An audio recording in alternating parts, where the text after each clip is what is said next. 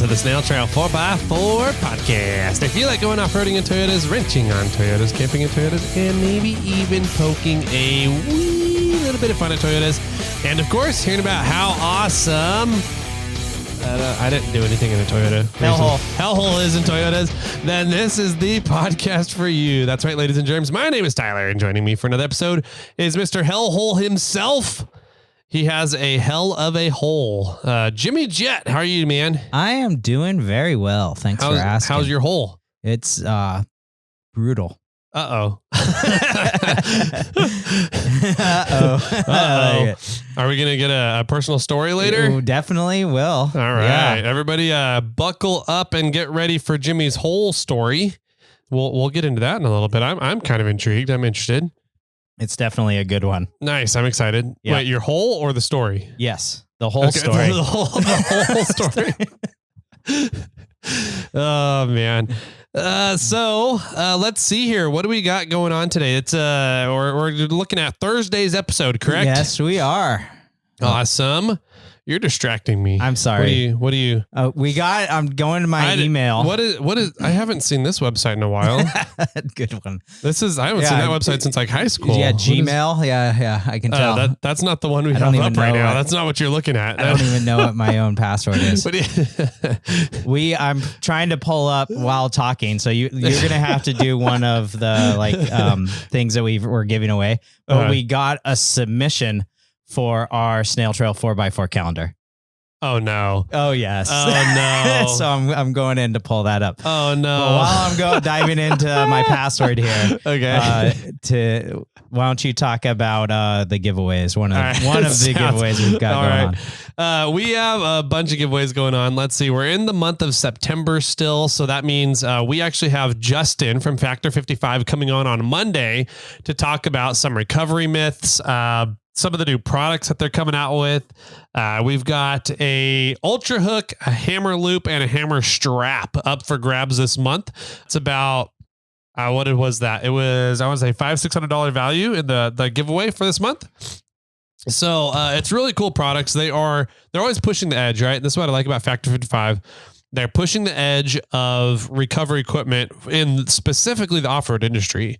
It's always kind of been traditionalized. I don't want to say it's always been, straps and bow shackles, right? Sure. Right. Not dynamic straps, static straps and bow shackles or chains. Yeah. Shit like that. And they're rope. They're always looking at ways to make it safer and easier for recovery rigging and how to make recovery rigging stronger and better, right? Absolutely. And so the new hammer series of rigging that they're coming out with right now is another step up in quality, robustness. Is that a word? It is now. Robustness. Sure. I'll give it to you. Sweet. It's like a 15-point word. Okay. That's cool. Scrabble. We're playing Snail Trail Scrabble now. Yeah, I don't know. I'm so bad at that game. I am too. I'm terrible. But... yeah, it's some really cool stuff they're coming out with. And we're going to have Justin on the episode Monday for you guys to go over the new stuff, some myths, stuff that they've been doing a lot of destructive testing on recently that other companies are claiming. Okay, interesting. And we're not going to call out any companies by name, but there's some claims that other recovery rigging companies have been saying out there. And Factor 55 is like, that's bullshit and we can prove it. Right. So they've done some testing and he'll be on to tell us about all that. It's really cool. Some pretty cool stuff. If you guys like nerdy recovery stuff, Monday episode is going to be great for you. Absolutely. So if you want to get in for some awesome Factor 55 gear, all you got to do is go over to irate4x4.com and sign up under the Snail Trail 4x4 forum for the monthly giveaway. So that's the giveaway tier. You can pay annual, you can pay month to month, however you want to do it. But that sign up there will get you an automatic entry into the monthly giveaways. And then we pull the winners for those at the beginning of the following month. Correct. So there's that. We have gift boxes coming up. Yes, we do. Let's see. So that's coming up really shortly. I think we'll be able to start telling you guys what's in the gift box in about 2 weeks, roughly. Yeah, 2.5. Sounds about right. Everything is pretty much ready to go, I think, for the gift boxes. That's we exciting. Need a couple more days to finish them up. And maybe some boxes. And some boxes, yeah. And candy, of course. Of course, so candy. that Marlene can get her fix. I know. Did you hear her? She hurt her foot. What? Yeah. I missed that. Yep. She was walking. That makes sense for her. Right? All right, so she's in some sort of brace. Did you also see that she bought a Jeep? No. Yeah. That's disappointing. I thought she would have gotten a Bronco. A 1941 Jeep, Willie's wagon convertible thingy. I did not see that. Does Hussman know about that? I don't know. I don't know if Hussman follows Marlene the plant lady. I don't think he does. But it's really cool looking. I'll give it that. It's pretty neat. I don't know what the exact year, but it's an old flat fendered Willie looking thing. But it's like a Jeep. I think it's a Jeepster, like a Willie's Jeepster or something like that. It's a Jeep I've never seen before. Interesting. Yeah. So is it which like isn't saying much? Yeah, right. Is it a stock resto kind of thing, or is it built up for rock crawling? Because she likes to go rock crawling. It's She said that Joe's not allowed to touch it. Stay away, Joe. Yeah. Can Sherpa touch it then? Yeah. I think Sherpa's off limits to most things at that compound. Probably. But Sherpa's more Jeep than Joe is. That's true. Yeah. Joe would be like, let's put a 22 RE in there. Yeah. He's going to ask for the first gen grill back and put it on there. Yeah. I'm down. I'm willing to give you that back, Joe. Oh, man. Well, that's cool. I need to go check that out then. Yeah. It was on her Instagram page. On the Plant Lady Instagram page? Does she have a personal one? The only Plant Lady is the only one I follow. Okay. So cool. I'll check that out then. Congrats, Marlene, on your new purchase. Sounds like a fun one. So yeah, gift boxes are coming out. That means during the month of October, if you guys want to get in on gift boxes, that's when you do it. So if you want to change your tier, if you want to get out of gift boxes, you can get out of drop the gift box tier and go down to just the giveaway or drop altogether. We understand. We'll only judge you a little bit. If you want to get into the gift box tier, the next one will be in April. And so October is your time to sign up for that. Absolutely. And if you are moving tiers, we cannot drop you from your current tier. Correct. You have to go into your PayPal account and remove or cancel your subscription with whatever tier you're going to be moving from. Mm-hmm. And then you can sign up with the new tier, and then that one will be in your subscriptions as well. But we cannot cancel those on our end. We have no control over that. It's all done through PayPal, all done through your account. So that's just something that you have to take on yourself. Yep. So go do that. Let us know if you have any questions on it. So that's the giveaway, the gift box. We have reviews as always over on Apple Podcasts. So leave us a review. It is one of literally the best ways that helps share the podcast to more people. The more reviews you have goes into the algorithm of what Apple and other podcast platforms show to people when they search 4x4 in their podcast search, or off-road, or crawling, rock crawling, or camping, or vehicular recreation, whatever it is. And so leaving us a review is awesome, and it helps us out a ton. And we give away stuff for people that leave reviews. It's pretty cool.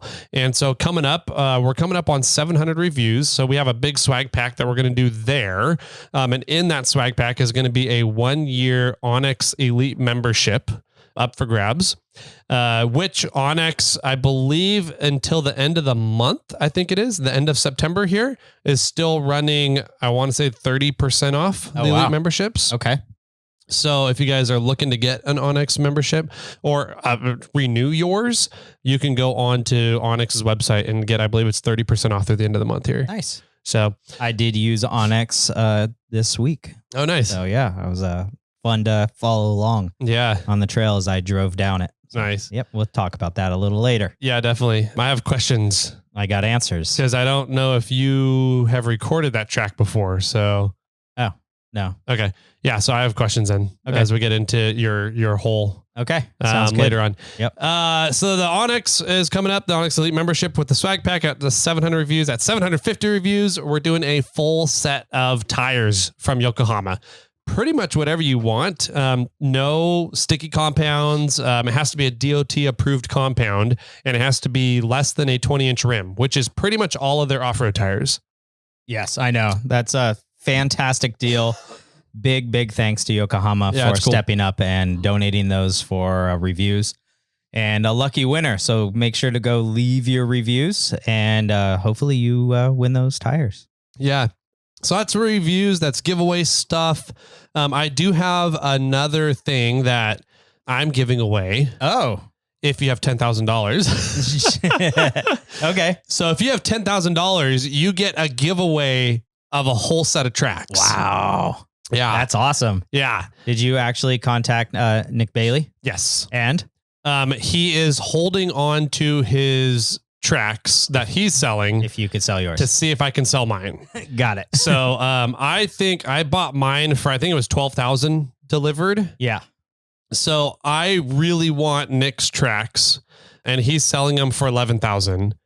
So I figure if I can sell my tracks for 10,000, I'll take a $1,000 loss on the ordeal. Yeah. But I'll have tracks that are really set up a lot better for the snow wheeling that we have here in the Sierras. Got it. Yeah. So not that your tracks are bad. They're not at all. They've done great. Everything that other people put them through. Don't laugh. What are you laughing?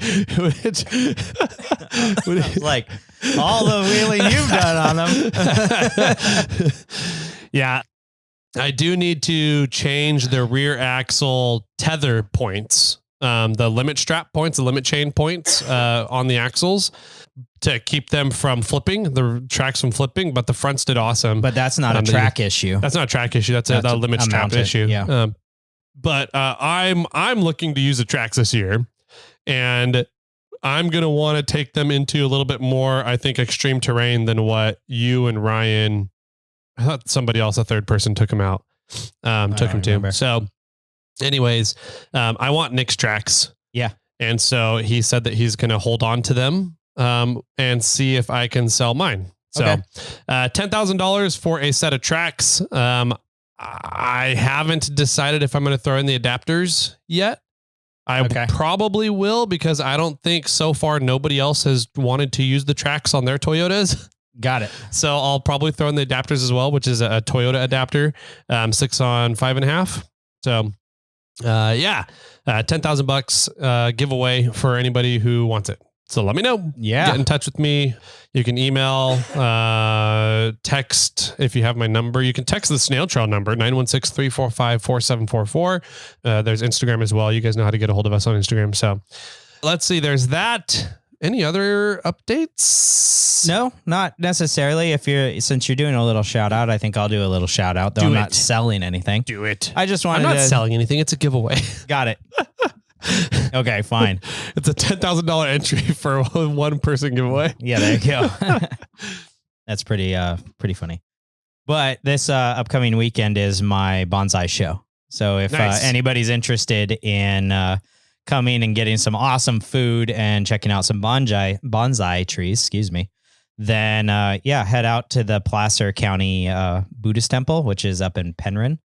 Go out there, and it's free to enter, free to attend, free to check everything out. And it's a huge food festival for them. And that's where they make their money, is selling the food. Okay. And for the Bonsai Club. No, the Bonsai Club is just an attraction at the event. This is a fundraiser for the church. Got it. Okay, cool. And so the fundraiser is all for the church. They cook, I don't even know how many chickens. It's insane. The barbecue pits they have going are crazy. They have built these like concrete squared paver things that, are like 6 tall. And then they just literally like throw in the bag of charcoal into it. And then they've designed these like grates that you can literally lift the whole grate up and flip it over and set it back down, so you can grill both sides of the chicken and without having to flip each individual chicken. Yeah, exactly. They set all the chickens in, squeeze it, and then they can rotate it that way. Nice. It's so good. You get like half a breast of chicken or a half of a chicken, some rice, some cucumber salad, and like a wonton and maybe something else. A fortune cookie. And it's not expensive. Nice. And it's super good food. The chicken is amazing. I buy one a day, and then at the end, if they are selling, like we have extras and they like usually reduce the price, I'll buy like 2 or 3 and take them home with me. And that's like my meal for the week. Nice. You meal prep from it. Yeah, totally. It's super tasty. It's really good stuff. There's a lot of activities that go on. There's some taiko drumming. They have some dancing. traditional dancing. They do some flower arrangements inside of the temple, and then the bonsai trees are out there as well. Nice. Yep. So it's a fun time. I think it's like 11 to 3 or 11 to 5 on Saturday and 11 to 3 on Sunday, something along those lines. But yeah, it'll be a good time. I'll be out there for the majority of the event. If you are coming out, hit me up on social media, so I'll make sure that I'm out there, and so we can say hi. Yep. Sweet. I'm sure Ben Dover will make it. Maybe. So, yeah. That guy doesn't do anything on the weekends. I don't know if he's ever been out there, and he lives so close. Yeah.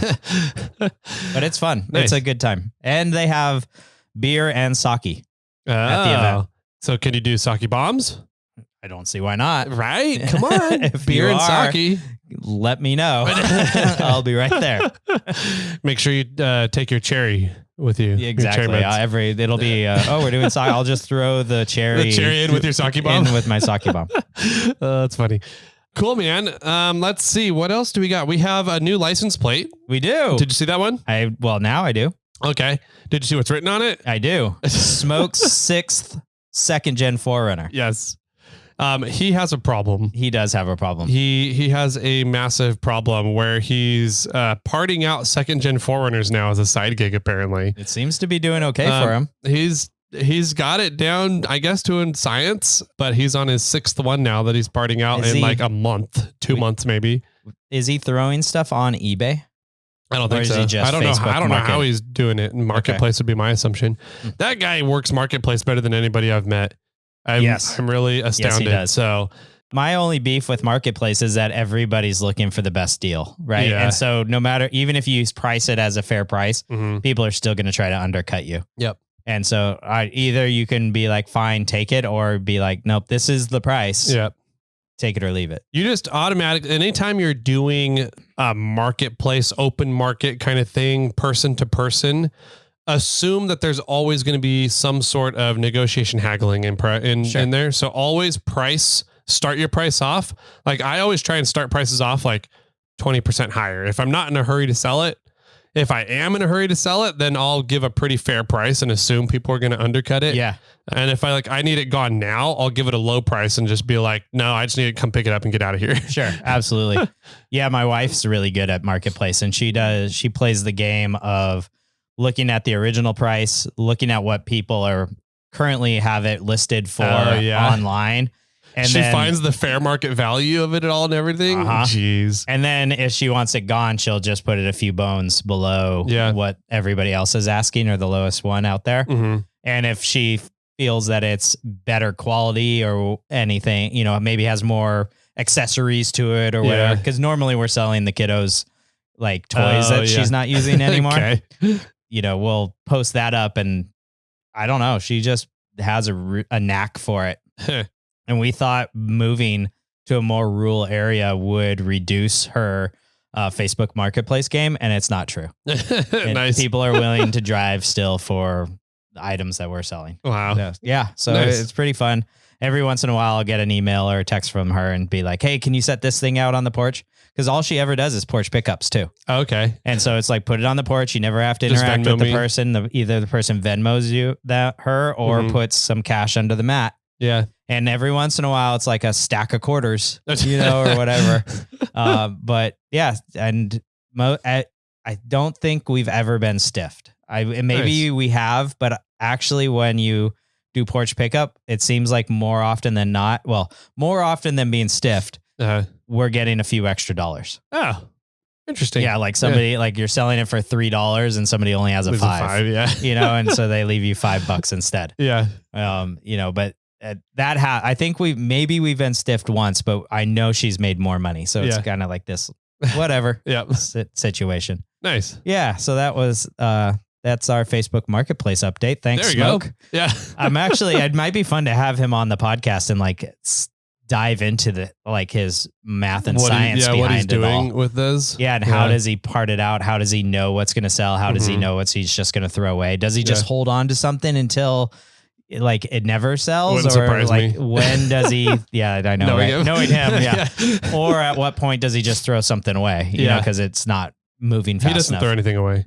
No. So does he just have 7 shells sitting at his house? I don't know. I mean, 6. Yeah, I guess so. Well, the 6th one's here. I saw. Yeah, I don't know. I honestly don't know. He keeps sending me pictures. Like he just picked up another one for $600 last week. Another one? Friday. I think that's that one. Yeah. Okay. So like $600, he got a full 2nd gen 4Runner that wouldn't start. The fuse box is all fucked on it, but like I think he's just going to part it out. And I'm like, man, yeah. Okay. Seems like a lot of work. Yeah. But anyways, maybe we can have him on to chat about that and talk about 2nd gen 4Runner stuff he has. If we have any listeners looking for 2nd gen 4Runner and the logistics of it all. Yeah. That's what I want to know. It's like, how do you just you take it apart and then catalog everything and then sell it and throw it all on a marketplace? Or do you just take a photo of something and say, parting this out, let me know what you want? You know, it's like, I don't know how that works. Yeah, I don't know either. I am interested because it could be something for me to hustle too on the trucks or whatever. But yeah, that would be fun.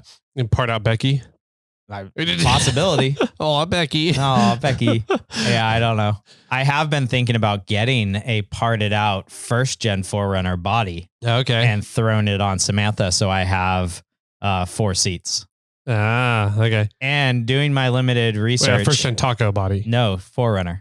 Oh, 4Runner body. Okay, gotcha. Because I think the 2nd gen, so I have a 3rd gen pickup, but it's a 2-wheel drive. Okay. For Samantha. Mm-hmm. And I believe it's a 90 or 1985 or older frame. Oh, okay. So I would want a 1st gen 4Runner because it seems like the 1st gen 4Runner, even the 1st gen 4Runners, until they went to independent suspension, still had that. And like, so a 1985 or older 1st gen 4Runner. Yeah, 85 to 88. Yeah. Mm-hmm. But I think the body would still mount on the solid axle frame. Well, that's still the same frame. I don't know. You know, that actually maybe that's a good question. Since the frame changes when it went to independent suspension, are the body mounts still in the same position? I don't know. I don't know. Good question. That would, if that's true, I could take that frame out there or that body out there. True. Throw it in, and I can join the 2nd gen 4Runner family. There you go. Yeah. Having 4 doors and 4 seats is really nice. I will say. Yeah. So I went wheeling this weekend with Dave, 1st gen 4Runner Dave, and though he had nobody in his back seat, he had the top off the whole time, so you could just throw the kids in that way. Yeah. All right. Well, I think that does it for updates, housekeeping stuff. Can I say it's not really a rant, just a funny thing that happened to me on the way here? Okay. Yeah. So this morning I texted you and I was like, I'm driving to the post office. I need to drop off panels because I had some that had to go out immediately because I didn't do them yesterday because I was off-roading. And on my way to the post office, I saw a buddy of mine in town. And so him and I chatted for a quick second, my friend with the blue taco. And then I went to the post office and then I was driving here and there was an accident at like Highway 65. Okay. And so I took a side road and then I jumped back on the freeway, and pretty much right as I jumped back on the freeway. Well, I guess my small rant is if there's an accident, everybody's in a rush. Yeah. So don't be an asshole and just start trying to weave through traffic or cut other people off or just think that your time is the most important. Yeah. Because everybody's stuck at that point. Yep. Right? What normally takes me maybe 25 minutes to get down to the studio took 40 something minutes. Yeah. And so that's slowing absolutely everybody down. Yep. So my rant is just like, just go with the flow. Yeah. Chill out. Don't by you cutting people off, you went one car farther. Yeah. Like how much time did you save? Yeah. None. So just chill out, relax, sit in traffic because that's all it's going to happen. Yep. And what's funny, sometimes if you ever monitor traffic, which I don't know why I do this, but I'll jump in one lane and then I'll see who I'm like next to. And then I'll just watch the lane and see if that guy goes farther ahead or further behind. And I would say probably like 80 to 90% of the time when traffic opens up, you're still next to the person, even if they went ahead and then eventually you go faster and then you catch them up. It's funny how it happens. So don't be a jerk. Don't be that asshole to cut everybody off just because your time is more important. Yeah. Yep. Which is not. Did that happen to you this morning then? Well, it was happening all around. Yeah. You know, I took a side road because I knew, like, I got to the point on the freeway where I was like, it's not normally slow here. Yeah. Like, what's going on? So I mapped it and the map's like, get off the freeway. And I was like, okay. So I got off the freeway and I was just taking some of the side roads, but Google must have told everybody to get off the freeway. Which I'm sometimes curious, like, if Google's telling everybody to get off the freeway, don't you think the freeway might then actually be faster? I don't know. Apparently there's a lot of people that just don't use Google then. Yeah. I mean, especially here, if you're going from, Roseville to Sacramento on 80, that is trafficked so much that people just probably don't use. Right. They're not using Google Maps because they don't need to, because they do that 3 times a day or whatever. Right. So it's like, I know this is my route. Yeah. Yeah. So I got off, but when I was off the freeway, it was still like, you could tell everybody was wanting to get onto the freeway, and everybody was like, it was 2-lane road and then one of the lanes left to get back onto the freeway. Mm-hmm. And everybody in the second lane was shoving their way into the one lane. Yeah. So they're all cutting farther ahead to try to slow everything down. And then that's stopping traffic beyond the red light because everybody's cutting off everybody at the freeway entrance. So it was just, I don't know what you, cause like in that situation, everybody at the right lane is the one that's splitting off. And then that's number 1 lane. Number 2 lane next to it is not splitting off, but people are almost using it like a merge kind of thing, right? I think you said the lane's the wrong way, but yeah, I got you. The right-hand lane is always the number 1 lane. Fast lane is number 1. Oh. So that's the one closest to the center of the road is number 1. Okay. So let's just say because number 2 leaves and you still have number 1. So say we have a 2-lane road. So the number 1 lane is the left one. Number 2 is the one that splits off. Yes. And people are using the number 1 lane as a merge, right? Yes. So when they do that, everybody that's in the back of lane number 2 never moves. Correct. So how do you treat it in that situation? Do you just does everybody supposed to go and use both lanes 1 and 2 and treat it like a merge because the social norm is demanding that's how it's being used at the moment, and then that screws over everybody that's trying to get past to that point? Right. And everybody that's in number 1, the number 1 lane, that one that's going straight, that wants to go straight, now they're slowed down too because these people are impatient trying to get over and cut and beat 5 or 6 people. Yeah. When if you just got in the lane earlier and you just went with traffic, you would have been that 5 or 6 cars back, which is 10 seconds. Yeah. And then that whole thing is going to move the same rate anyways, whether you have 2 lanes merging into 1 or a long 1 lane. Mm-hmm. I would argue the 1 long lane would run quicker. Probably. So like, are you really making up any time by going and fucking up traffic? And you're probably ruining it because you're fucking up traffic. Yeah. Which talking about lanes. Well, now we're going down a bird walk. There we go. Talking about lanes. Costco. Let's just use Costco. Okay. Most people know Costco. Costco has it set up where you have, 10 or 15 tellers and there's 10 or 15 lanes. Uh-huh. It would be faster, but the line would be longer if you had 1 lane. Correct. Because you would get the average of those 10 to 15 tellers. For the people leaving the lane. So maybe there's 1 teller that's super fast and there's 1 teller that's super slow. Mm-hmm. And you happen to get in the super slow lane, then it's going to be slow for you. But if everybody's in 1 lane and it wouldn't matter who's fast or slow, you would get the average of all of them and the speed through the line would be consistent. I agree. And that's how Fry's did it. Yeah. Right. Exactly. So that's how, not grocery stores. That's how big box stores. Is that how a lot of big box stores have multiple tellers, multiple lanes. Fry's is the only one I can think of that does it. And the line is long. Right. And you're like, damn, this line is forever, but it's actually faster. Yeah. So do you dedicate store space away from product and place in order to have a line? Or you got to dedicate store space anyway to 15 lines the other way. But if you have 1 line, then you can line it with product. That's true. So anyways, That's always been one of my arguments out of stores, and everybody's like, open another lane. I'm like, why don't you all just get into one damn lane and it'll move faster, but I don't know. I'm weird that way, I guess. All right. So that was my small rant, and just, be patient, people. Like everybody's out there and everybody's slowed down. So don't be that guy. Yeah. It would be interesting. Back when Mythbusters were on TV, right, doing their thing, they did a bunch of different social experiments, right? Sure. So like plane loading. Yeah. What's the most efficient way to get people onto a plane? Right. And they found some really interesting ways of like how some airlines do it is like the most inefficient way. And like it just sucks for everybody involved. Yeah.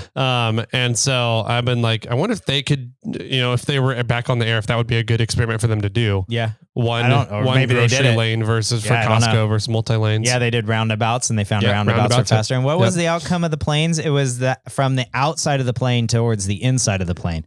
So if the seats went A, B, C, aisle, D, E, F, you loaded A and F first, right? So then everybody that went in went to the outside of the plane and sat down.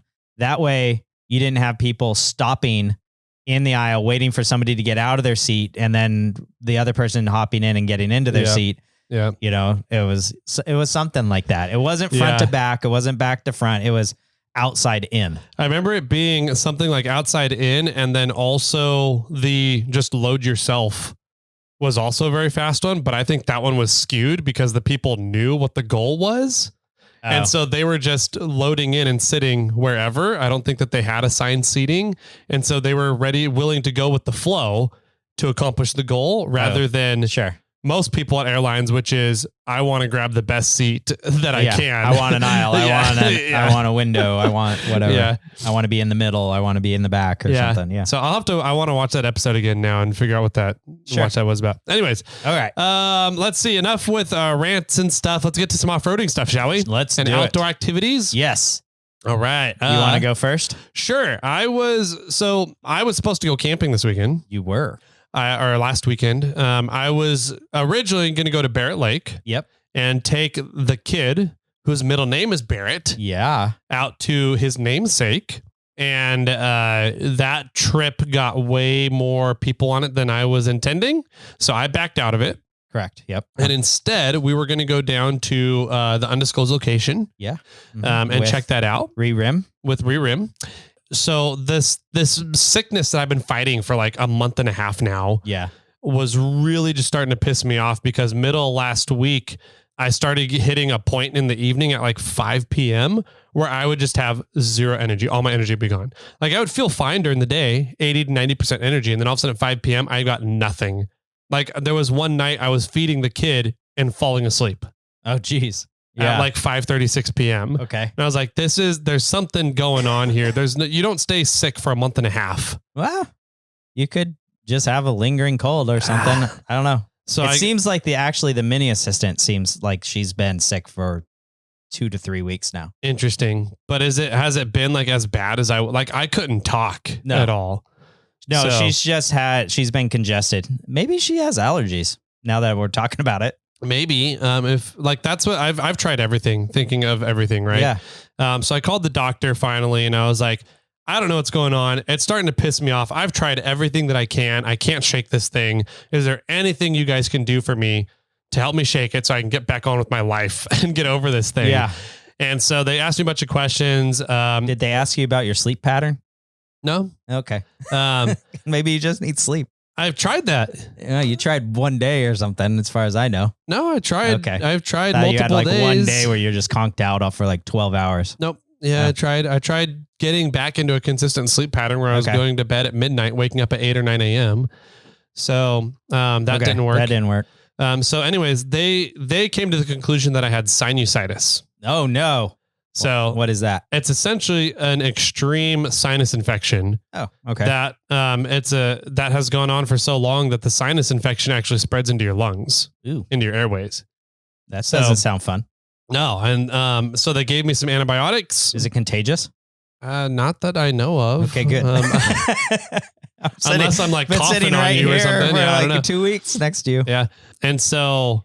Yeah, it starts as a congestion cold thing, moves to a sinus infection, and then becomes sinusitis. Okay. And then if it goes further, you can end up with what is fluid in your lungs?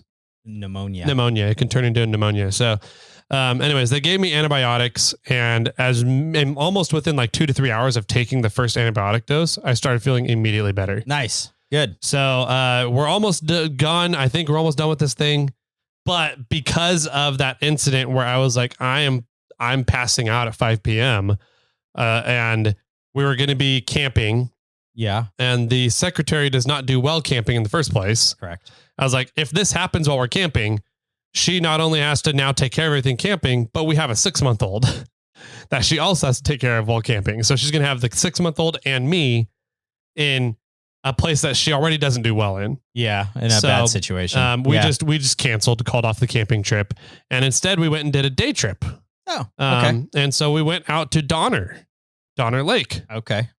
No off-roading there. No off-roading. It was totally a day trip hiking thing. No off-roading at all. Nice. And so we went up to Donner State Park, and they have a museum there. Yes, they do. That kind of goes over and gives some history and some not perception, some facts about the party. Facts about the Donner Party, yeah. And some knowledge on the local American Indians. Yes. Yep.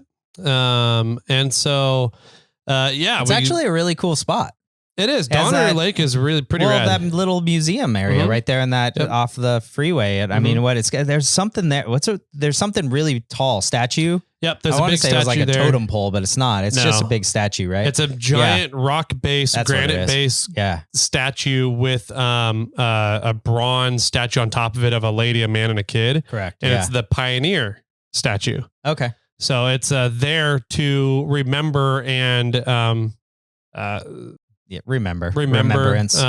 Everybody that came through essentially through the Oregon Trail, right? So the big mass exodus from East Coast to West Coast for the gold rush, and everybody who came through Donner Pass pretty much in order to make it into California for the gold rush stuff and the hopes of a new life and getting all this land and homesteading and all these other things. So yeah, it's a really neat little spot, a lot of really cool history.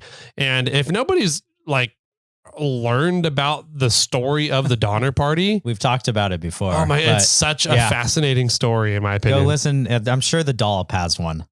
I'm sure that if there's some great history podcasts out there, right? So the Dollop is comedic history.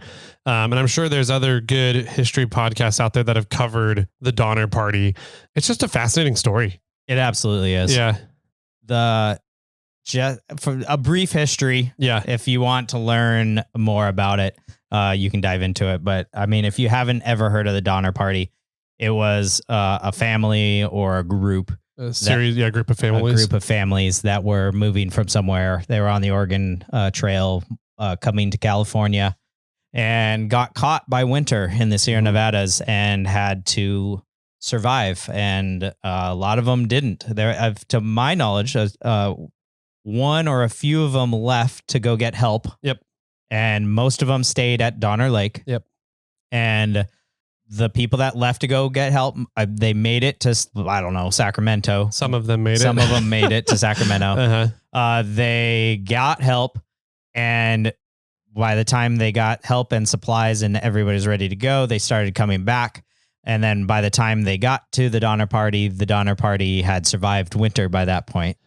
Some of them have just survived winter by that point. Yeah. And then whoever was left made it back to civilization. Yeah. But the survival story of the people at the lake is the main story with some cannibalism that went on. Yep. Eating shoes and whatever they could. Yeah, bones. They're eating bones, trying to just boil the hell out of bones in order to make it soft enough to eat. Yeah. I mean, can you imagine? You're like, I'm so hungry. I'm going to eat my shoes or maybe somebody else's shoes that wasn't around anymore. Yeah. Yeah, that makes more sense. Because I was like, I'm going to sacrifice my shoes, even though it's winter outside, so I can eat something. Yeah. So, but it was probably somebody else's shoes. Yeah. But what makes it so an incredible story is that there was a couple of multiple people that kept journals that were surviving at Donner Lake. So they have very vivid records, factual first-person records of what happened at Donner Lake over the winter when they were all stuck there. Yep. So it's wild. It's pretty crazy. I will just say, I'm going on the record right now, Jimmy, that if you and I get stuck in a snowstorm and one of us dies, like if I die, I want you to eat me. Okay. Just FYI. Sure. I don't want you to die because you're starving because you won't eat me. Okay. And vice versa. If you die first, I'm eating you. Just FYI. I don't care what you have to say about it. I'm dead at that point. I don't matter. I just asked, don't kill me. Yeah, exactly. Then go, I don't know how he died. Yeah. So, it's a pretty crazy story. And there's very vivid accounts of what happened up there. And so that's what makes it's such a cool story, is that there's very factual information of what happened. So absolutely. Yeah. Yeah.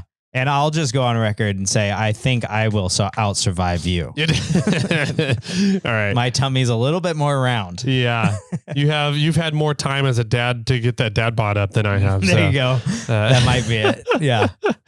Okay. So you went up to Donner, did a day trip up there, walked around the museum. Did you go to the lake? Yeah. We ended up from the museum. There's a short quarter mile hike down to the lake. And so we hiked down the lake, walked along the shoreline for a little bit, hiked along there. We got a new hiking backpack that's a child carrier. So it's a whole metal frame thing that's designed to hold a child infant in it. So we tried that out and he did great in the pack. People are so friendly when you have a baby. Oh, I bet. Every woman was stopping and being like, oh, he's so cute. Look at him. What's his name? Yeah. So anyways, everybody was extremely nice along the hike, and he did awesome in the pack hiking along, and it was a fun day. So he loves being in the outdoors. He loves sitting around and looking at trees, looking at everything around him, right? And just taking it all in. So he had a great time. We had a good time. And it was a nice compromise to not going camping, and everybody was kind of disappointed. So got it. Yeah. That's pretty neat. Yep. Speaking of just a little bit of that, I've said it before that the assistant goes to these moms group things. Okay. And the most recent one that she went to was about getting 1,000 hours of outdoor time a year. Oh, which that's more cool. Kind of equates to like 3 hours a day. Yeah, that's quite a bit of time, actually. Yeah. And it wasn't so much of like, you just need your vitamin D. It was more like there's a lot of stuff to do outside. Yeah. Like go outside. But like something we've been doing as a family now is at night, temperatures are pretty nice. We've been going on our back porch and eating dinner. Nice. Right. Yeah. And that's sort of like equating to being outside. Yeah. And that in the scheme of things, they said that counts, right? It's just get outside, go do something. Out of the house. Get out of the house. Got it. Okay. If you got a little bit of work to do, go sit on the back porch, go sit in a hammock, get outside. Yeah. Don't do it indoors. Okay. Don't be under fluorescent lights. Okay. Right. And so, we've been doing a lot more of just trying to think of like, what are we doing right now? Can we do this outside? Yeah. Right. And it sounds like, going up into Donner and exposing Reed to some of the mountains and just letting him look around is perfect for that. Like getting out, like he's probably saw, 100 new things that day, that he has never seen before, or even the new place. Yep. Yeah. So he saw a squirrel. So he's never seen a squirrel before? He's never noticed a squirrel. Okay. I think he's seen one, but he's never like locked onto it and really watched one before. Sure. And he did it on this trip. Yeah. So I don't know. He's in this phase right now where he's eating and discovering more foods as well. Good. So it's been fun giving him foods and seeing how he reacts to them. Absolutely. And what his flavors end up being here that he likes. And he's liking really savory stuff. Yes. He does not like sweet stuff. He loves pickles. Oh, interestingly enough, garlic stuff. So like pesto. Yeah. Pesto pasta, pesto chicken. He absolutely loves that. You're making me hungry. I know, I'm getting hungry. It's around lunchtime right now. But yeah, it's been a lot of fun. Cool. So he's in this really fun phase right now of just discovering everything. He's crawling around like a crazy person. He's getting into the dog water. Yep. And he's getting a tooth. I got bit the other night. Oh. I was like, what the hell was that? Yeah. So yeah, it's fun, and it's just the discovery phase, right? So Absolutely. Yeah. So watching the learning happening is a lot of fun. Yep. Yeah. So that was my weekend. It was a lot of just hanging out, trying to keep it relaxed and on the down low, but still get outdoors while these antibiotics are doing their thing. And that's what I did. Cool. That sounds like it was a fun compromise. Yeah. Nice. And got to do stuff with the family. Yep. So that's great. Well, I left my family. Oh, congratulations. Yep. Thank you. You're a free man. No. So I couldn't go camping with you over the weekend because I was doing setup work for the bonsai event. Yeah. The bazaar. Yep. And typically we do this, setup where it's like we set up all the tables, we're setting up all the chairs, we're setting up all these booths around the area, we're setting up our area. Then some company comes in and set us up like a big tent that covers a bunch, so it's shaded. Well, they didn't do any of that. All we did was come in and we set up our booth, and that was it. Okay. And so like I told the assistant, like, hey, I'm going to be there almost like for a good chunk of the day. I'm planning on probably being done like 1:30. And I'll be home sometime after that. So she went to church, and then she met up with a friend of hers, and then went to a show down here at the theater in Sacramento. Okay. I got home before she left to church. I got home at like 9:15, 9:20. Because all we did was set up a good chunk of our display area. You should have gone out after that and did something else until 1 or 2. Yeah. Setup was awesome. We got so much done. It was for 7 hours. It was great. Yeah. No, I just went home, and I forgot what I did during that time. I did some panels.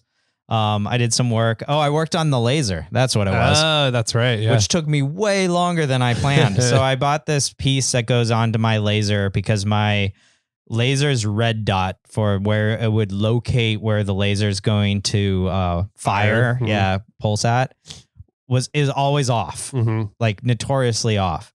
And so if I move it somewhere and then I adjust the laser and I move it back, it's like seems to be off.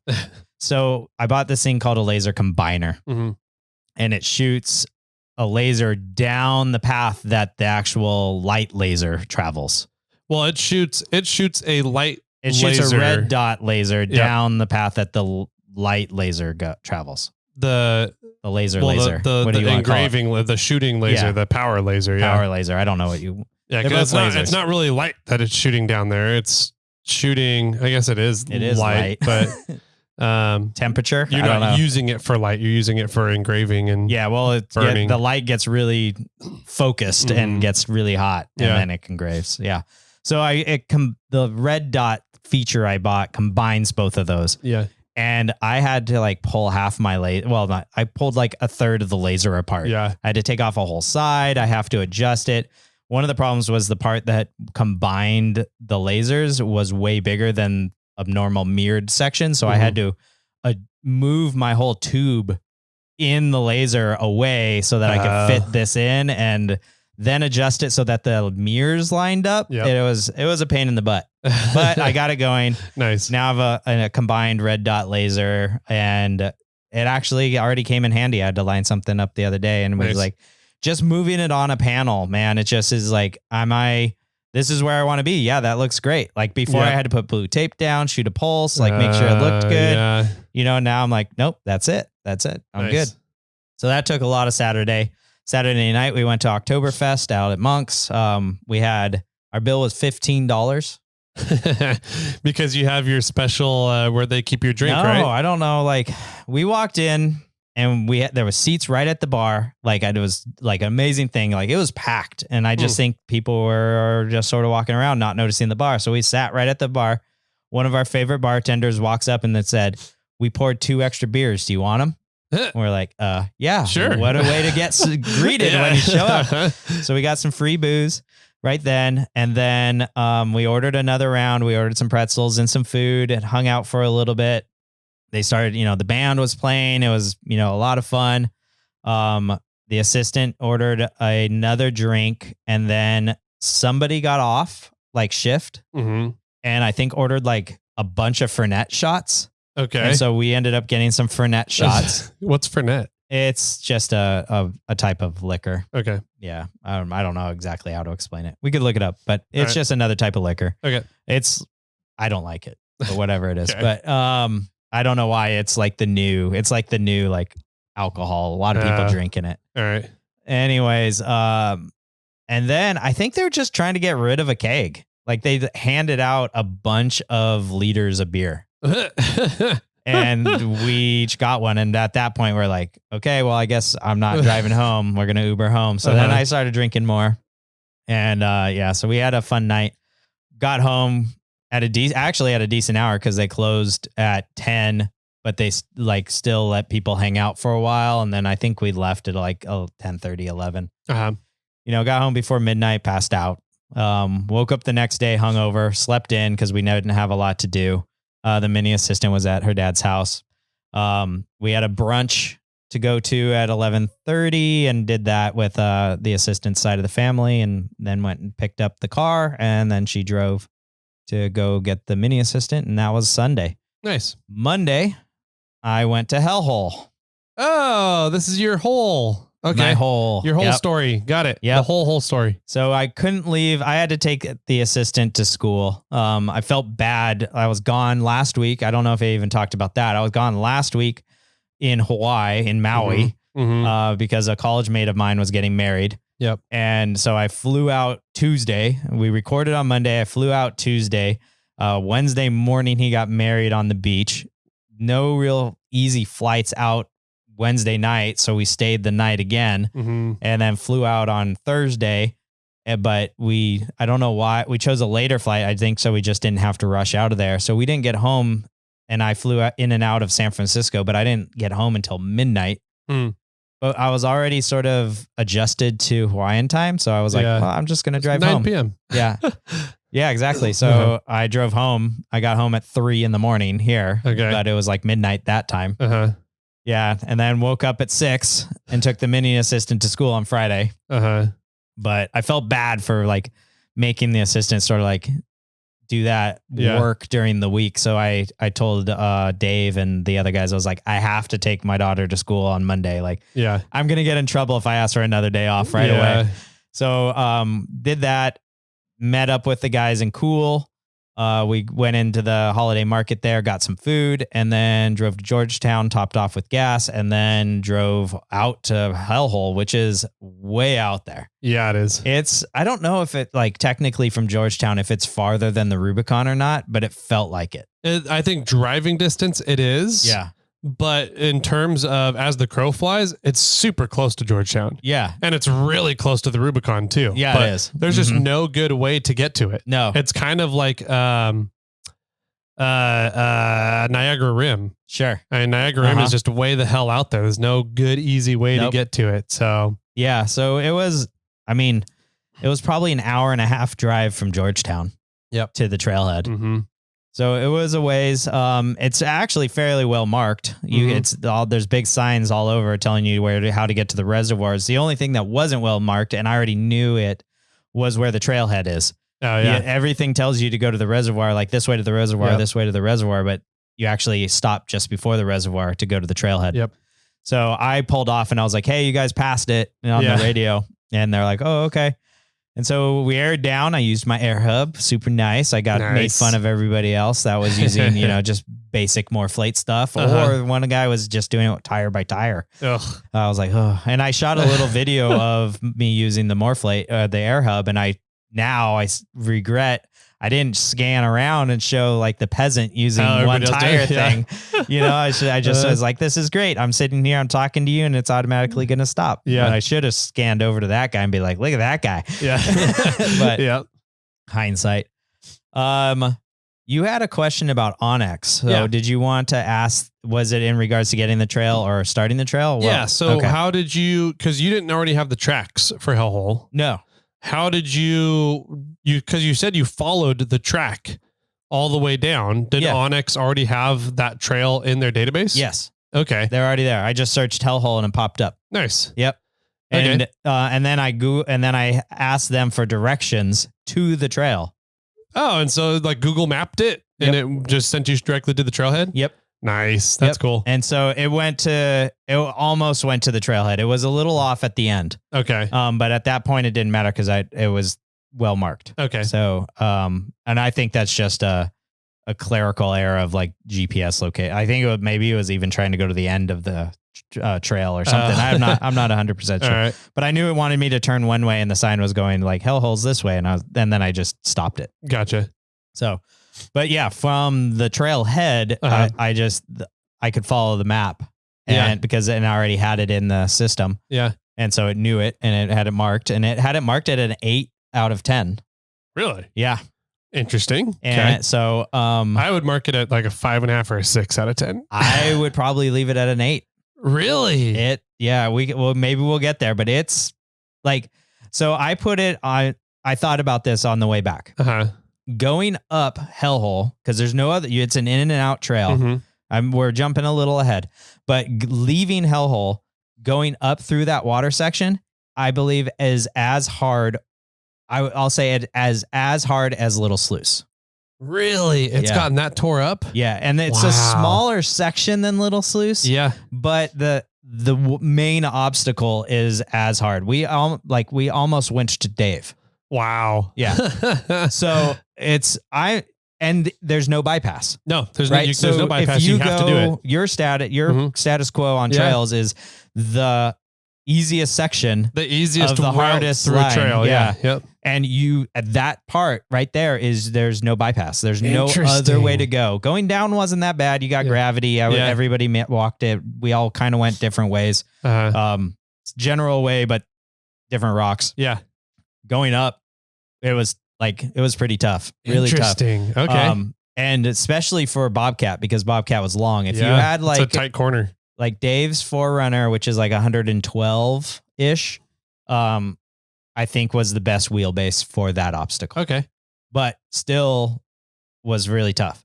Dave went first and we tried some hard lines and he tried to go a few different routes. And once we figured out how to get him up, we replicated that on the other 2 rigs, myself included. But still it wasn't easy. Okay. That stupid little kick out I have on my rock slider. Yep. Actually saved me. Oh, really? Yeah. I was at such a weird angle and I came down on a rock right on that rock slider and it held me up. Okay. So that I didn't, it was almost Soup Bowl-esque, right? Yeah. It held me up so that I didn't lean into the big tree there. Okay. And it worked out well, but it was literally like to get through that section, since you kind of know it. There's a line on the far right and there's kind of a line on the left. Mm-hmm. The line on the left, you're climbing like a 4-foot boulder straight up almost. Yep. So the line on the right is a little bit easier, but there was an FU rock. There's a diff rock right in the middle. If your diff lines up with it and you're trying to take that right line, you're fucked. Yeah. Yeah. And one of the guys was like, let's just move that rock. And I'm like, no. If you can't get around it, then you're winching up it. We're not moving a rock. Yeah. And so, but we would use that rock to line us up. Like we'd drive up on the right side. We'd use that rock driver or passenger side tire. We'd get ourselves as far up as we could, but now you're not in a great situation on that line. Then you'd back up and go hard driver and you're 45 degrees in the middle of the trail, off camber, leaning down the obstacle, almost rock chucker-esque. And then you get across and then you kind of you didn't climb the tree, but you started like leaning near the tree and you drive up and out of it that way. Yep. That's the only way. That's the line I take when going through there. Yeah. And it's no matter, I would diff and hit my front axle everywhere I went. It was not an easy obstacle. Yeah, that's a really, especially longer wheelbase, that's a hard obstacle.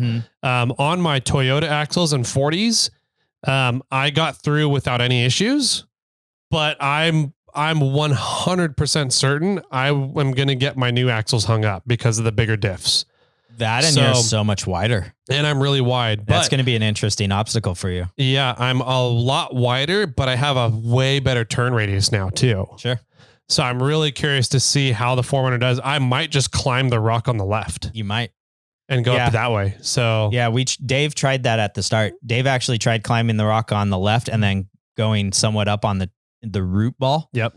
And that worked really good until he couldn't climb the rear. Yeah.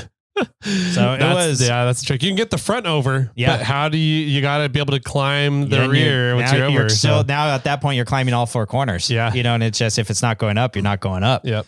So so I'm throwing it out there. It's 7 or an 8 difficulty, especially that one section. Yeah, for sure. The other sections going up weren't that bad.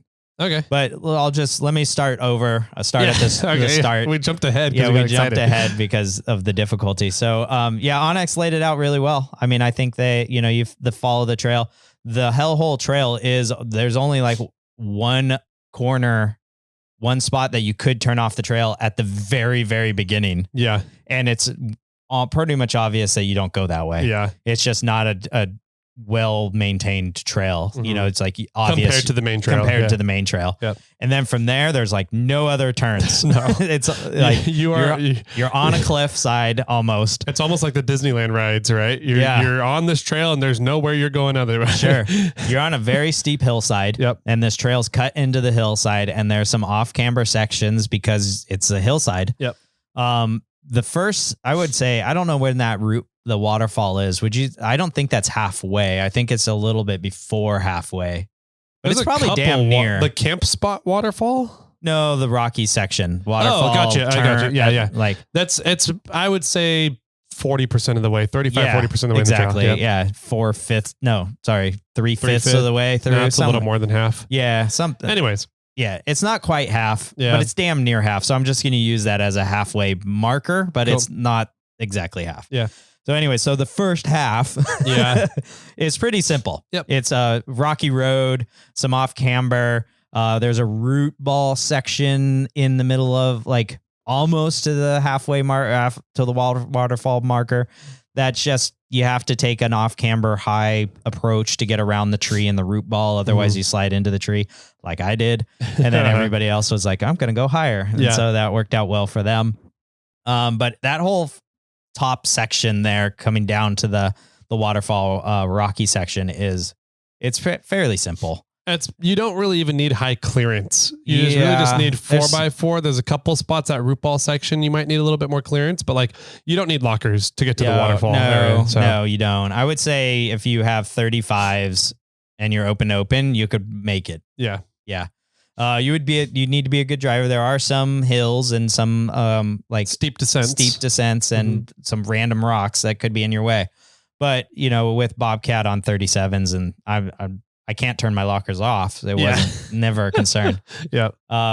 Then came that rocky waterfall turn descent thing that with a bunch of rocks afterwards that you needed to pay attention to, some serious attention to. Yep. That drop is no joke still. I mean, you either have the really steep, when you're going down it, the steep right side, which leads you into the tree, or on the left side is not as steep, but it's more rocky. Yeah. So it's kind of a pick and choose. So I went far left and drove the rocks all the way down on the left side. Yeah. There was a JK that was in the middle, or actually on the way down. Then I think Dave went in the Forerunner, but Dave was actually not.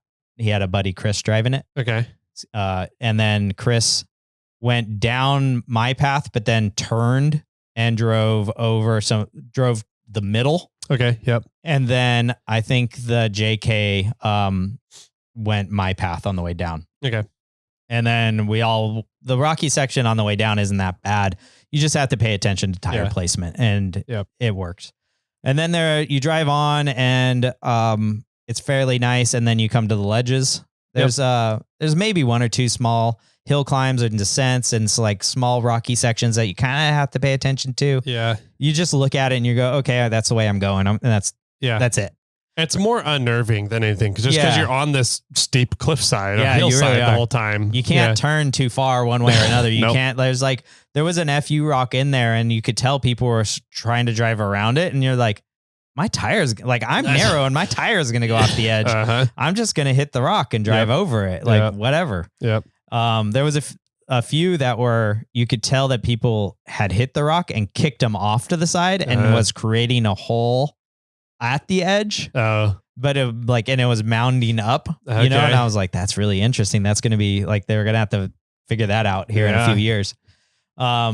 But then you got to the ledges, and the ledges are no problem going down. Yep. You got gravity. You just drop. Yep. You did need, at that point, Dave was out of the rig. He was kind of just walking along, and he was ahead of us, and he kind of was just like, yeah, you either put your tire on that rock or you put your tire on that rock and you go straight down. Yeah. Yeah. Yep. And that was kind of the gist. And so it was nice. I didn't ever have to like stop and hop out and look at the ledge. Mm-hmm. There's one I asked him, like, hey, what's it look like? And he's like, you can go anywhere. Yeah. And from the cab, it looked like it was just a cliff, but once you got on it, it like rolled and was really smooth. Yep.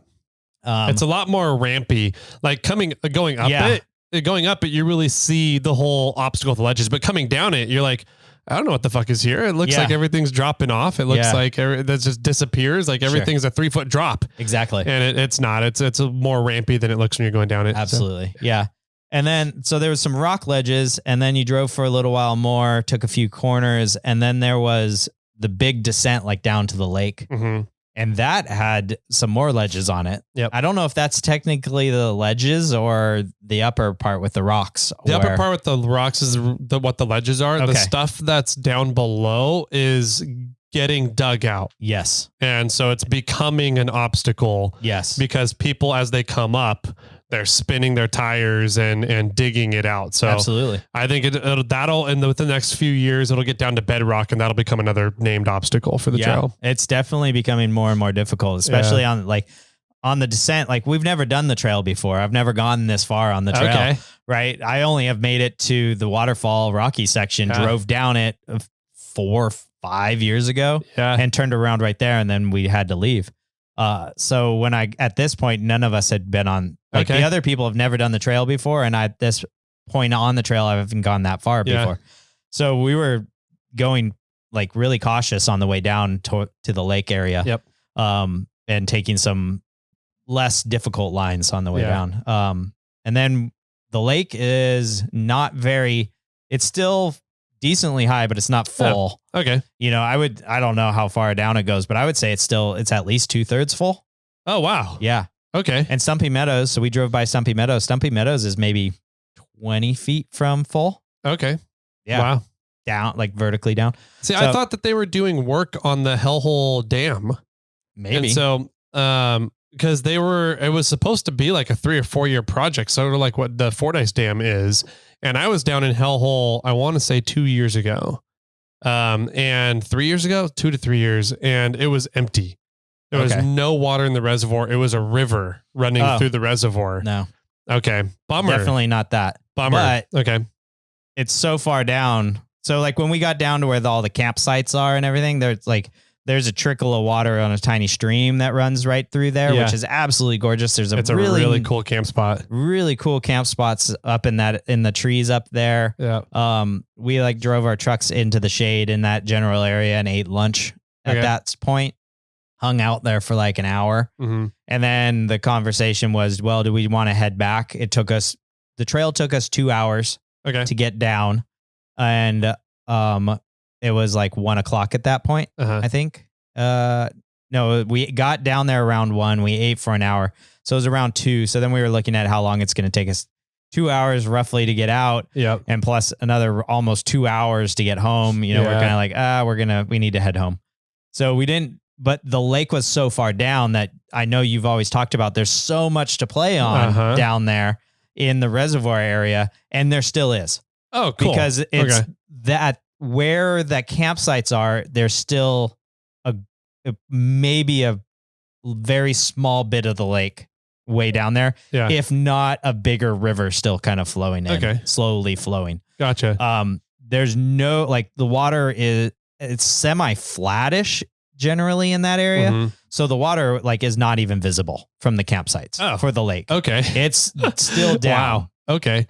So it's not even 2/3 full. I mean, when the reservoir is full, the water is up to those campsites. Yes. Yeah. Yeah. We caught on to that because you can see the high water line. Yeah. It appears that the water would cover at full high water line. The water covers those campsites. So where that second ledges section you were talking about, that's appearing now because people are digging it out. The first time I ever did Hellhole, the water was there. Oh, dang. That's how full the reservoir was. And we got down to that point and I was like, the trail just disappears into the lake. I was like, this clearly isn't the end of the trail. Yeah. The lake is just really full. The reservoir is full. So I got to see down in the reservoir until the trip I did 2 or 3 years ago. And I was like, this is so cool down here. Like this being down in the reservoir with all the rock formations is what makes that trip, in my opinion. For sure. Yeah. And we didn't really get to experience that. Yeah. But I can understand how that would absolutely be a lot of fun. Yeah. So here's the reservoir. So just so you have, because you can look at it, though we don't have pictures for everybody. Okay. So, I mean, there's a lot of water still in there. Yeah. That's way more than was 2-3 years ago. Like, yeah. But we're looking at a photo for those that are just on the podcast because the video camera turned off. I'm looking at a photo of the reservoir. There's a lot of water in there, but where you wheel to is the very far end of the reservoir. Yeah. And so way at the end, it's low enough that you could definitely have a lot of fun out there. Yeah. Okay. Yeah. That's cool. So yeah, it was a good trip. Wheeling out, like I sort of said, I took some more aggressive lines on the lower ledges than maybe new obstacle at some point, the new Snail Hill or whatever. The Hell Snail Hill. Yeah, the Hell Jimmy's Snail Hole. It'll be Jimmy's Hole. That's the name the name of the obstacle. Whatever. Yeah. That section, I took a little bit more aggressive lines on the way up. It was fine. We got to the ledges and Bobcat walked up them. Yeah. It wasn't that big of an issue. The ledges are way more intimidating than they are because you have so much traction. That granite there just sticks to your tires. Yeah. And that's sort of jagged. Yeah. So there's all kinds of grip. Like at one point I was a little off the line and I had to turn hard driver and I just heard my tire like like all the lugs just trying to grab it. And it's grippy enough that it just grabbed it and pulled me up. Yeah. So it was really nice. When we got up to the rocky waterfall section that air quotes halfway through, we all took our time going through that. You had to pay a lot more attention of the rocks that were below the waterfall area on your approach. Yep. And then we all went individually, like helping each other get up through that section. And like I said, Dave went first in the Forerunner and got himself in a weird, he tried to go hard. At first he tried to go hard driver. And he couldn't make it over, couldn't get his rear end up and over. Then we tried him hard passenger and he got almost all the way up, but just like he front diffed it. Okay. And he rear diffed it and was hitting his drive line. Okay. And we're like, let's just pull winch. Like you get up and over this and you're out. Yeah. Like, let's just pull winch. And he had a tool in your toolbox. Yep. Use it. And he had a Hussman issue. Oh, it was winch would not pull in. Like it would pull in. But it didn't have the power to pull the rig. Interesting. Like we were able to retract the line in. But as soon as he was trying to put the weight of the rig behind it, it didn't have enough gusto. Interesting. Yeah. So I'm not quite sure what that is. So then we're like, well, either we need to get somebody in front of you to help pull you up, or we'll have to pull you back. Yeah. Or you got to get yourself out of the way so we can get another rig up. Because if we're going to have to, if we're having to winch, there's no other way around it. You have to get out of the way. Yeah. So we pulled him back off the rock because he was stuck on his diff. And then at that point, we pulled him back far enough that he then went hard driver and did the 45. And then he walked out that way.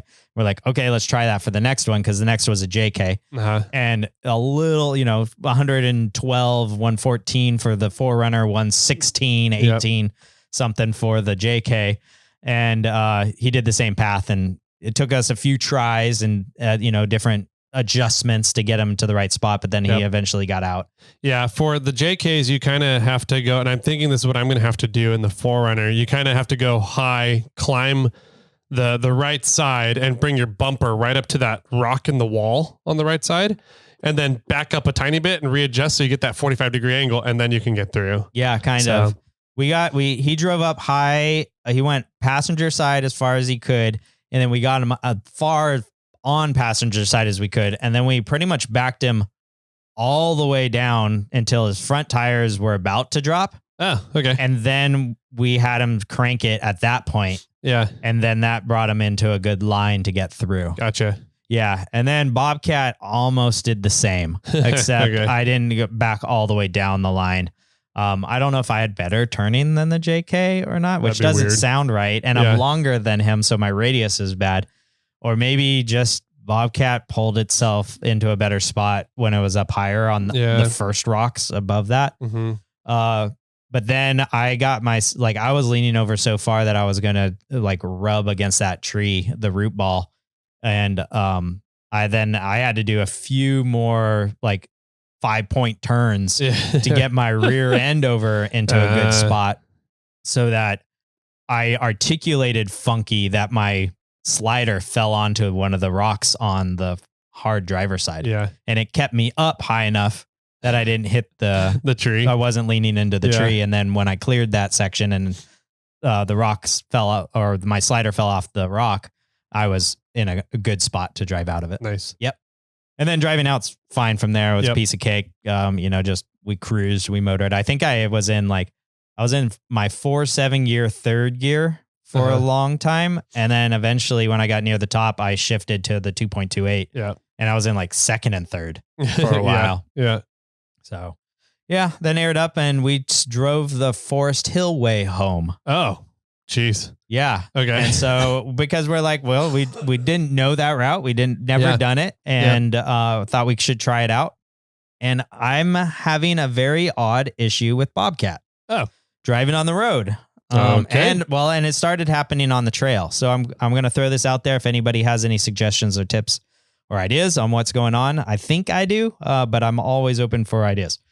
So Bobcat its steering is sort of locking up. It's just becoming really difficult to turn. Huh. Right? It feels like it's more difficult than if I didn't have power. Like if it was to the point of like not having power steering at all. Interesting. Right. And I have hydro assist. Yeah. Right. So something's happening with the steering that's making it almost lock up, which is not good. No. When you're driving around. No, it's not. I mean, on the trail is one thing, because you're going 5 miles an hour. But when you're driving 30 miles an hour on the Forest Hill Road, man, that thing's like a cliff. Yeah. It's like, it was not good. It's sketchy. And the fire just went through there. So there's a bunch of signs like might be shit on the road. Yeah. Watch out. Yeah. So I probably wouldn't go that route ever again. I'd just do the Wentworth Springs one.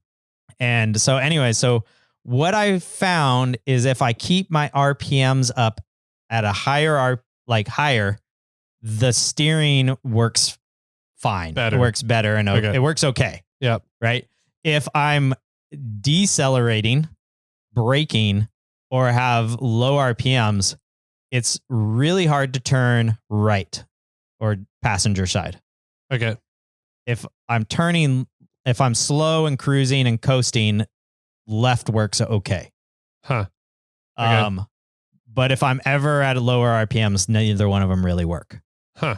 So I was having to decelerate before corners and then accelerate through corners. Yeah. So I'd have RPMs up a little bit. Okay. To get home. And that worked at that point. Once I figured it out, I was like in third gear the whole way home, almost like through the windy, hilly section. Because I was just slowing down and through a corner, and, losing them before the corner and catching them through the corner. Yeah. The problem was when I caught them in the corner, I'd have to slow down, and then my steering would get all like just cranking. Yeah. Dave got a pinch flat on the trail. Okay. And we were gonna glue tread it, but nobody brought a grinder, and we did, and it was in like the treads. Yeah. And we're like, it's like sort of leak. It would leak only when the leak was at the bottom, when the tire was pooched out. Okay. Right. And so like you're driving about, psh, psh, yeah. Psh, psh. And then when he put it up to like 30 PSI, it didn't leak when we got to the end of the trail. Okay. Yeah. So it like pushed itself together. Yeah. But then about halfway through the drive home, his tire was like flat. Okay. And so we had a spare tire and we were considering changing it at the trailhead, but then we changed it on the side of the road. Okay. Got him out. But yeah, so if anybody has any idea about my power steering, I'm all ears. Are you still running the stock pump? Stock pump. I'm running. So here's Bobcat setup. I put the hydraulic assist steering on there, I think before they like developed a high flow pump, or you need a bigger reservoir Yeah. or any of this stuff. So everything is 100% stock except for the power steering box is tapped and then the hydro lines come off of that. Yeah. So so there's the hydraulic ram, the hydraulic ram, the lines, and the tapped box. Otherwise, Bobcat is stock. And there's no leaks coming out of the ram. Nope. Okay. No leaks coming out of the ram. My thought, I'll throw it out there, is I think that I need a bigger reservoir and just more fluid. That would be my guess. I'm wondering if your pump is going out, because if you're turning to the right, your ram is set up off of your pumpkin, right? Yeah. And then going left. So if it's turning right, then it's the action of sucking the fluid out of the ram that pulls the ram in, right? Okay. So pushing fluid is not the problem. Pulling fluid back into the reservoir is the problem. So you either have a restriction somewhere, maybe, or your pump is not happy. Yeah. Well, what's interesting though, and kind of throws me for the loop, is when I'm at the RPMs, everything's working. Yeah. So what is the RPMs doing that is causing the benefit while the RPMs aren't there? It's damaging it, or is it harder? Yeah, I wonder if you had some impeller failures in the pump. Maybe. Or I'm not sure exactly how a power steering pump works internally, if they're using impellers or something else. Yeah. But yeah, it could be that. So when you have more RPMs, then you have better flow. The better flow because things are moving. Yeah, I thought I might have an air bubble, but I'm like, if I had an air bubble, it would be bad kind of everywhere. All the time. Yeah. And it's not bled, right? So that, it's kind of just an odd situation. And so I'm thinking that I might need to actually upgrade Bobcat's power steering system. It would be, I think, definitely worth it. Yeah. So, and I think I'm going to, I want all ears if people have suggestions out there, but I think where I'm going to start is a bigger reservoir and a cooler. Yeah. Those will help a lot. And then if there's still an issue, maybe I'll get a new pump. Yeah. Because I think that adding a reservoir is a necessity regardless. And I think that if that might solve the problem, it'd be an easier start. Yeah. Instead of taking apart some of the engine. Yes and no. A power steering pump on a 22RE is pretty easy to replace and swap out. Yeah. The reservoir, if you go with a bigger reservoir, the problem with that becomes the return line, the low pressure line. You need that at a higher elevation than your pump. Right. And so you won't be able to put that reservoir in the same spot. So you have to fabricate a new spot in your engine bay to put a new reservoir. Right. But you can easily set up a temporary one and test it and see what happens. Sure. With that way. So yeah. I'll just drive it around with the hood off and like one of those funnels. Exactly. Put a funnel on. Just put the coolant bleeder up there. Yeah. Yeah, exactly. That's funny. We'll see if that works. I'll duct tape it down or something. But if anybody else has any suggestions or you're a power steering wizard, I'm all ears. I don't, this one's kind of just an odd thing that started happening. Yeah. Actually, and I remember there was an issue with it in Moab. So I had an issue in Moab, and then I think I sort of just kind of forgot about it until I was out on the trail this time. And then the trail, it got worse because it was happening driving home. Gotcha. I'd be curious to see if you went out to Bobcat today when you get home and go drive around the block, if you're still having power steering issues. Yeah. Because if you're not, then it means that as the fluid is heating up and the system is heating up, that's when you're getting more issues. True. So a bigger reservoir and cooler would definitely help with that. I guess I need to go out to Bobcat also and then just check the level of the fluid and see what it is at cold. Yeah. And see if it's on the dipstick or not. Fluid, I could just be low on fluid. Who knows?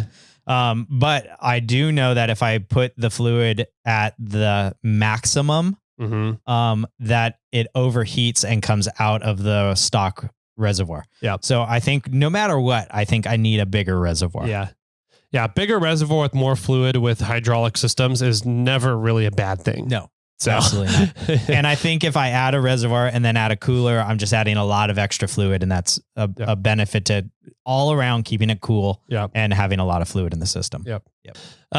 Sweet, man. If you do go that route, Radial Dynamics has a really cool reservoir. I do not like the way the Trail Gear reservoirs are set up. The low pressure fitting in the bottom of the can is just press fit into the reservoir. And so you end up over time, during heat cycles of everything, it will end up leaking out of the bottom. They're not welded in. Oh, yeah. Radial Dynamics has a really nice one where the low pressure line comes out the bottom of the canister, but it comes out perpendicular to the canister. It has like a 90. Yeah. So that's where the port is. Whereas the Trail Gear one comes straight out the bottom. Right. And so the Radial Dynamics ones are really nice for setting up in engine bays like a 22RE because it's easy to make sure that low pressure line is above your pump. Got it. Whereas the Trail Gear one, with it coming out the bottom, straight down out of the bottom of the can, and I know the PSC one, I think there's some versions that do that too. It's hard to make sure that line stays above the level of your pump. Got it. Interesting. So. Okay, because I had since yesterday, I had spoken to Morgan at Sidetracked. Yeah. And be like, hey, I think I need a bigger reservoir. What do you got? And he said, I can get the Trail Gear ones, but he has a PSC one in stock. And I said, oh, I might want that. Yeah. So maybe I'll see if he can get me a Radial Dynamics or not. Yeah. Radial Dynamics are super nice stuff. They're expensive, but there are really nice reservoirs. They have it set up so that the fluid in there creates a vortex while the system's running. So it makes it just run really efficiently. You don't get cavitations. Okay. Cavitating is a very common thing with the Trail Gear reservoirs. And I believe some of the PSC ones do it too. Okay. So. Well, I will have to talk to them. Yeah. That, or maybe I'll have to talk to the Test 10, the people that have the electronic steering. Yeah. I've really wanted to do that. You can go get a Prius steering column with the electronic motor assist on it. And that's supposed to work really well. So that could be a whole interesting thing too. Yeah. So, and then I know Donnie was talking about electronic steering at some point, somewhere on one of our socials or something like that. So Donnie, if you have more feedback in regards to that, let me know. Yeah. But if you also have feedback for me on what is going on with my power steering, feel free to hit me up, Jimmy at SnailTrail4x4.com or SnailTrail4x4 on Instagram, or you can phone in and we can discuss it on the podcast at 916-345-4744. And if you want to talk Donner Party stuff with Tyler, you can hit him up at Tyler at SnailTrail4x4 or 4x4 Toyota Tyler. Sweet. I like it a lot. Jimmy Jet, any final words for everybody out there today? I scratched my brand new drive shaft. Of course. And with that, my friends, keep crawling.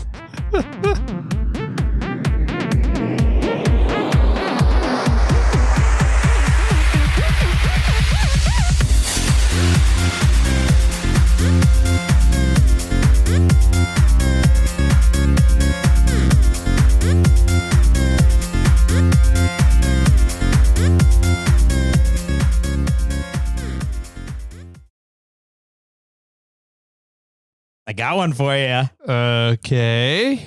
How fast is milk? Milk? Milk. How fast is it? Yeah. I don't know.